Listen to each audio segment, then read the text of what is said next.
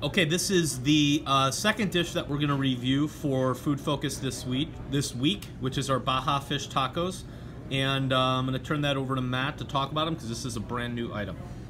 Okay, so Baja fish tacos, we have 3 flour tortillas. We also have 3 2-ounce pieces of cod. So this is the same portion of cut cod that goes onto the fish and chips that's in each taco. So we're making an achiote marinade for this because the color is nice and adds a nice little complexity to the fish.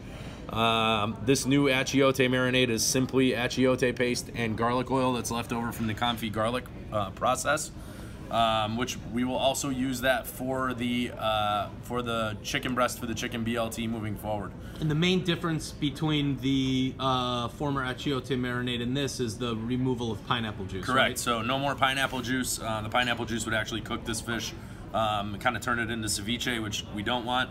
And this will also be a nice platform for the chicken on the chicken BLT. So the fish gets marinated after it's cut, and then we're going to portion this into portion bags so we can grab it easily. And we need to handle the fish with care. This is a delicate fish, and we need to make sure it remains in wholesome pieces that end up on the taco. So first step is to put those on a well-seasoned hot plancha. And then we're also going to put our taco shells down on the plancha. We're only cooking the taco shells on one side.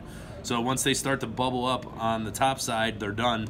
Take them off. We've got a nice color and a little texture on the outside, and then a nice soft inside, which will eat well.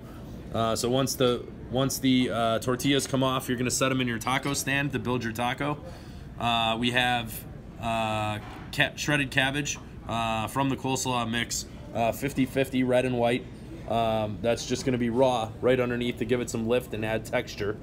The fish is going to cook quick, and make sure you have a fish spatula for this. So chefs, I want to see a fish spatula on the plancha grill, on the utility station, everywhere, because if you try to use that big caveman spatula on this, you'll break the fish. Once we get a good sear, you're going to flip it over. We're going to cook it to 145 degrees internally. You can see when it's done because the fish will start to flake. And we'll dive into this in future food focuses. But for now, just be eyes on it so that it doesn't turn into a mess. Nice wholesome fish. When it's done, we scoop it off and set it on top of the cabbage. And then a light zigzag of sriracha mayo, which the description on the menu, we're calling this spicy crema. So just so there's no confusion there, spicy crema is sriracha mayo for all intents and purposes. We're going to top that with a little salsa fresca that we're making with the multicolor grape tomatoes, some poblano pepper, and Spanish onion and cilantro and lime juice. The trick here when you prep this is to salt.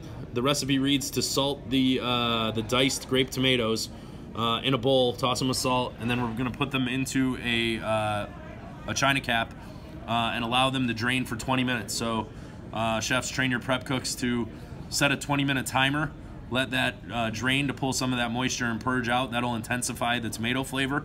And then we're going to incorporate the other ingredients. When you bring this up to the line from the walk-in cooler, strain it again because we don't want to add moisture to this. As this sits, it's going to start to drip the juice from the fish, and the juice from the salsa will start to drip into the taco and make a mess if we're not careful. I would like all of this plated on the utility station on the hot side, except the salsa fresca. You can pull that to Expo if you like, but I don't want to get into finishing the sauce and the salsa fresca on Expo because it'll be too much for the servers to get right when there's not somebody standing on Expo.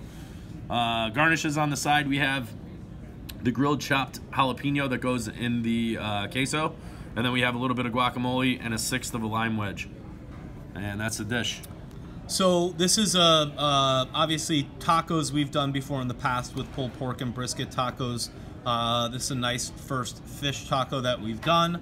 It's going to be served with a little lime wedge here, which will go great if you just give it a little squeeze on top. And hopefully this is a great addition to the menu, a nice handheld for you guys to sell. Enjoy.